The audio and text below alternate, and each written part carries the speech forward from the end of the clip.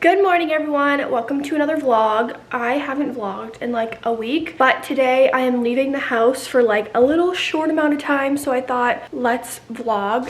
Alright, before I get this video started, I just want to give a huge thank you to Scentbird for sponsoring this video. I have worked with Scentbird so many times before and I keep working with them because I genuinely love the product and I love them as a company. So if you don't know what Scentbird is, which you probably do because it's super popular and I feel like everyone I know has Scentbird, where you're able to pick 3 new designer fragrances each month for only $17. I used Scentbird personally when I was not sponsored for my wedding and it helped me pick my scent of the day, which I loved. Now, being pregnant, my nose is super sensitive to smells, so I'm super picky with perfumes, and the ones that I ended up choosing this month are Lueur de Ville, I don't know how to say it. Grooming Lounge, I don't know how to say any of these. Ormonde, Jayne, Arabesque. My favorite one out of all 4 that I chose this month was the Harmonist Magnetic Wood. That one is my favorite one. It smells so good. They come in these casings which are magnetic, and all you have to do is pop it open and you can actually see the fragrance inside. This is up to 30 sprays, so you get to use it every single day for a month. And of course, if you get multiple, it should last you longer than a month. They come in a bunch of different colors, more colors than just here, but my favorite one is this one. It is black with hearts and it is absolutely adorable. Because they're a designer brand, they last so long and you're not stuck with a huge bottle of perfume that you don't end up liking.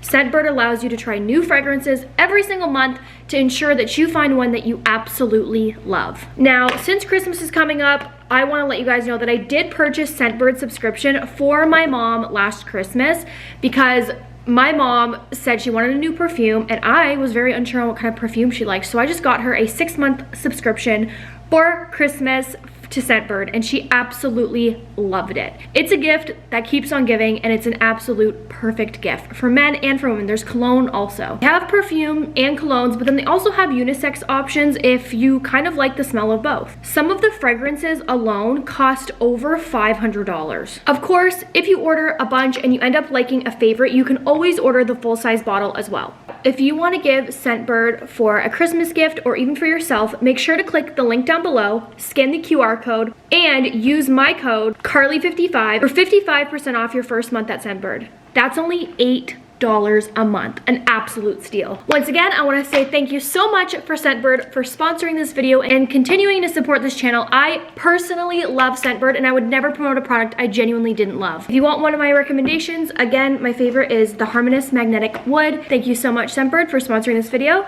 and let's get back into the video. Today I have an OB appointment. It is my first one and it's with my same OB and my fertility specialist that I've been with for like 3 years now, but for some reason we need a consultation when I'm pregnant naturally. I think it's because something to do with OHIP, and OHIP covering it, you legally need like a consultation. So I'm going to a consultation and it's gonna be funny because I'm literally gonna walk in and I'm like, hey doc, he's gonna be like, hey, and I'll be like, okay, bye. Like, but yeah, let's make a coffee. I didn't have a coffee yesterday. My nausea was so horrible yesterday. Honestly, yesterday was supposed to be my day that I took off of school and vlogged with you guys and went out and did stuff, but I am so nauseous. I am 11 weeks and 4 days and I am still so nauseous. It's actually worse than it ever has been and I am just not feeling good, and I ran out of my nausea meds yesterday, so I don't think that helped, but I took them last night and I took them this morning and I can already tell that I'm feeling better because I want coffee, and yesterday when I ran out of them, I could not even have coffee. I barely ate yesterday. I had a bagel with butter, a little bit of my dinner, and some edamame. Like, I could not eat. So let's make a coffee. So I don't know if you guys remember, but if you ever see this, it's because I did peel and stick when I first moved in. And I tried to clean my oven, and you know when you self-clean your oven, it gets really hot?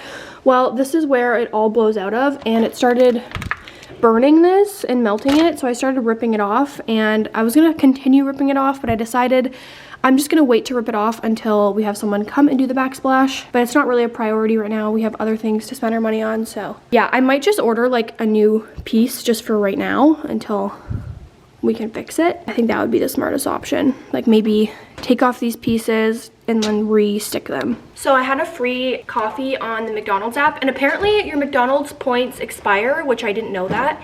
So I had some that were expiring. Sephora will not stop walking in front. So I had this 2 days ago, but it's half decaf and I only drank half of it. So I really only drank like a quarter cup of coffee because I drank half of it and then half of that was decaffeinated.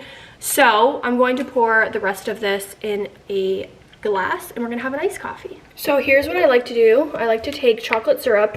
I just get the cheap one because honestly they're all the same. You don't need to get the Torani one. It's all the same. And then I actually like this one better because I feel like it mixes more because it's meant to be mixed with something cold like chocolate milk. Well, made to be mixed with regular milk to make chocolate milk. So I add some, and then I usually don't add any sugar to my coffee because there's sugar in here. But this is a double-double, which in Canada means 2 cream, 2 sugar. Oh, I forgot to put ice.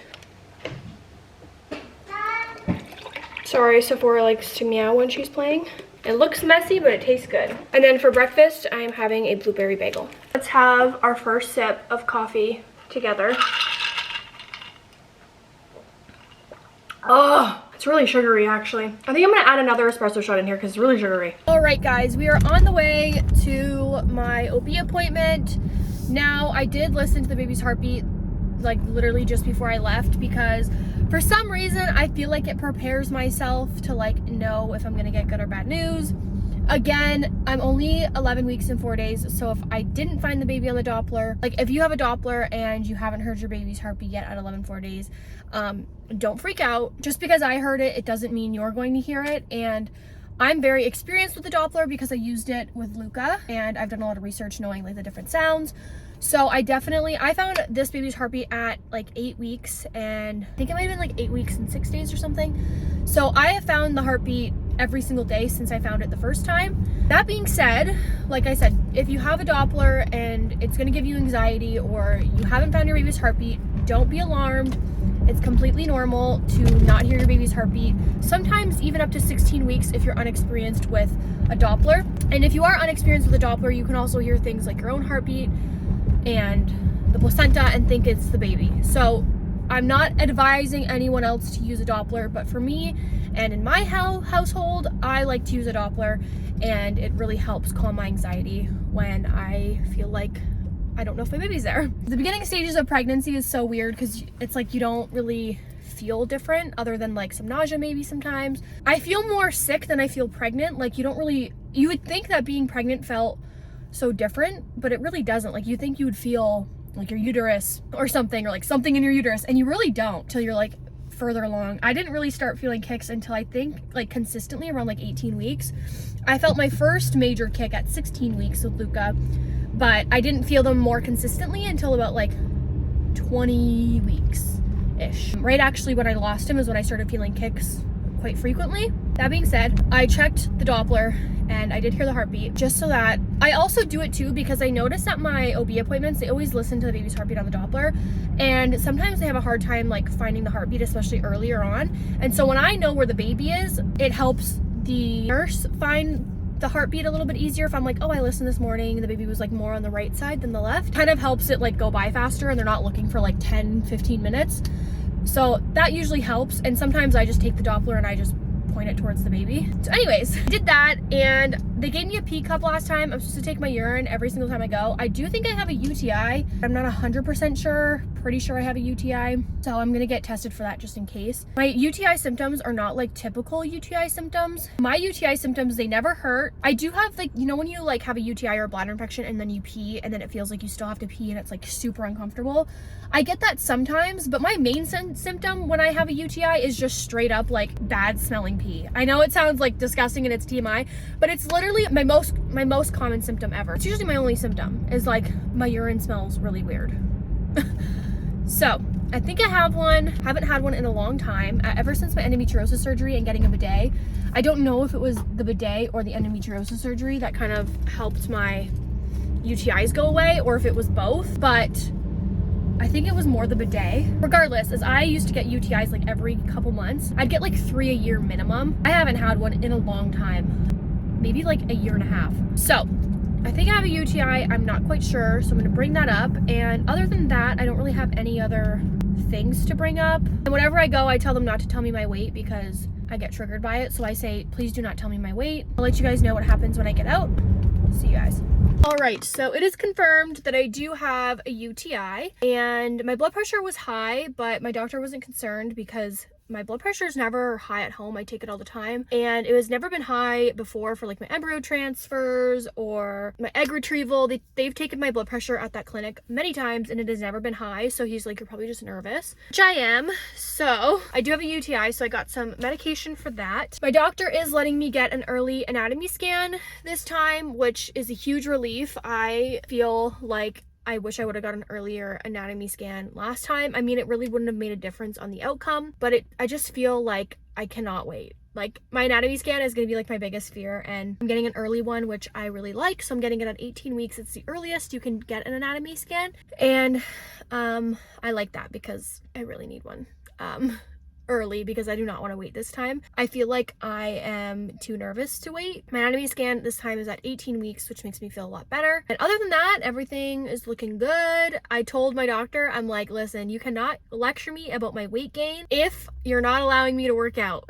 Like, I'm on pelvic rest because of my subchorionic hematoma, so you cannot lecture me. He's like, I will not lecture you, I promise. So that's that. Let's go home. I have to take this on an empty stomach, which I haven't ate in like 2 hours anyways, and I don't think I'm gonna eat for a while, so I'm gonna take this right when I get home and hopefully not throw it up. All right, let's see if all of my years of drinking is finally gonna pay off. Let's see. Oh, they said it tastes like lemon lime.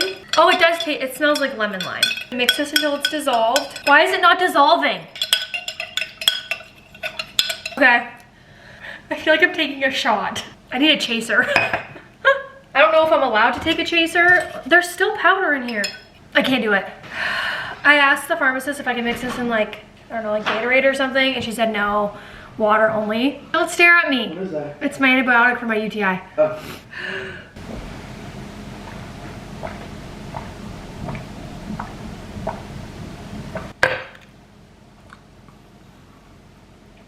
Okay. It's not that bad, but it's not good. You know what I'm dreading? The glucose test. I do not want to do that. Luckily, I never did it with Luca.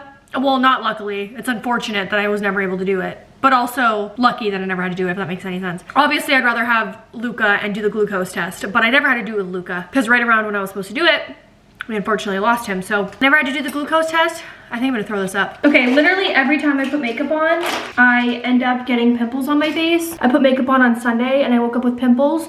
So I used to not be able to narrow it down. Like, I was like, is it hormonal? Is it me working out and not like washing my face right away? I couldn't tell what it was, but I'm starting to notice a correlation between makeup and my pimples. So it's probably because I don't wash my makeup brushes, probably. But let's pretend like that's not the reason. Okay? I'm gonna put on a pimple patch. I like to put on the pimple patches, not sponsored, but I like to put on the pimple patches. Josh has been using all my pimple patches. I like to use them during the day and then take them off and let them air out in the nighttime because, I don't know, that's just how I like to do it. So, because I feel like I touch them more in the day than at nighttime. I like these because you can wear them like out and nobody will notice that you have it on. Look how like invisible it is, watch. Look. It's literally gone. My hair looks knotty no matter how much I brush it. Literally, if I lay down for like 1 second, it becomes like a knotted mess. I don't know. Anyways, I am working on school right now. So luckily, so we have something called a reading week. I'm not sure if it's like the same in all places, but I know in Ontario, there's a reading week and it's kind of like the week of Halloween, and during that reading week, it's a way to kind of catch up or study on things that you're lacking, and it's kind of like a break between the first half of the semester and the second half of the semester. And luckily, a lot of my teachers posted the projects, the final projects, right before the reading week, and I assume they did that so that we have time to work on that or catch up. I was able to get all 2 of my projects done during reading week, which helped me a lot because I've been able to focus a lot more on chemistry since I really need to up my chemistry mark. It's my lowest mark. I think it's like an 83 and it's my lowest mark, so I need to up that. And I've been really trying to focus on chemistry because chemistry is actually weighted the most in my GPA. So I think it's because it's the hardest, and it's like chemistry is really health related because you're working with like medications and all of that stuff. So I've been really focusing on chemistry. Now, like I said, it is my lowest mark, which is an 83, and I really want to graduate with a GPA higher of 90%. That is my goal. And it's definitely doable because, like I said, right now my GPA is like, I think it's like a 91%, but my chemistry one is the one that's bringing it down a lot, and I really need to up it.